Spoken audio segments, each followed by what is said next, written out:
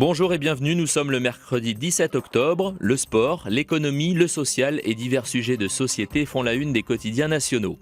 Aujourd'hui en France, le Parisien nous conviait hier à prier pour les Bleus afin d'éviter de construire un château en Espagne.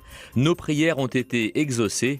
Merci Seigneur, Seigneur Didier Deschamps. Son équipe est allée arracher le nul à Madrid dans le temps additionnel. Score final, 1-1. Les Bleus ont repris des couleurs et ont surtout affiché leurs meilleures prestations depuis très longtemps selon le journal L'Équipe. Le long chemin du Mondial 2014 reste ouvert. Qui a dit que les miracles n'existaient pas ? À la une de Libération, l'île de Beauté change de visage. Le journal de gauche ne mâche pas ses mots pour la surnommer l'île au meurtre. L'assassinat hier de l'avocat Antoine Solacaro, l'ex-conseiller d'Ivan Colonna, illustre la dérive d'une région où disparaissent les frontières entre nationalisme, politique et banditisme. Libération consacre 3 pages à cet assassinat qui a provoqué la stupeur en Corse.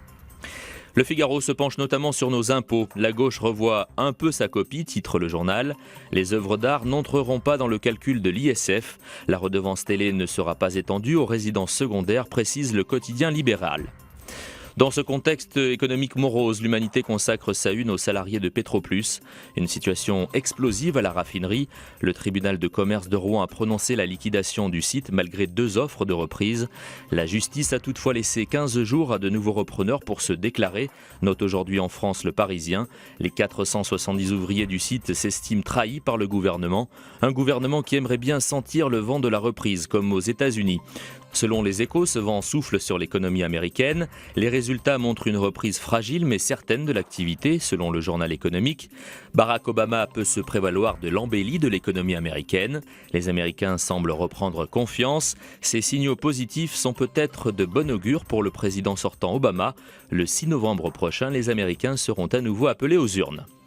Retour en France avec le Parisien, le journal se penche sur la pénurie de places dans les crèches et sur les hors-la-loi de la garde des enfants. 2 pages pour évoquer la grande débrouille pour trouver un lieu d'accueil. Enfin, l'image du jour pour refermer cette revue de presse, direction les salles obscures en ce mercredi. Sur les écrans, les nouvelles aventures en 3D d'Astérix et Obélix. Ils retrouvent, selon le Figaro, la potion du succès, un film plus enlevé et subtil que le précédent. Bonne journée.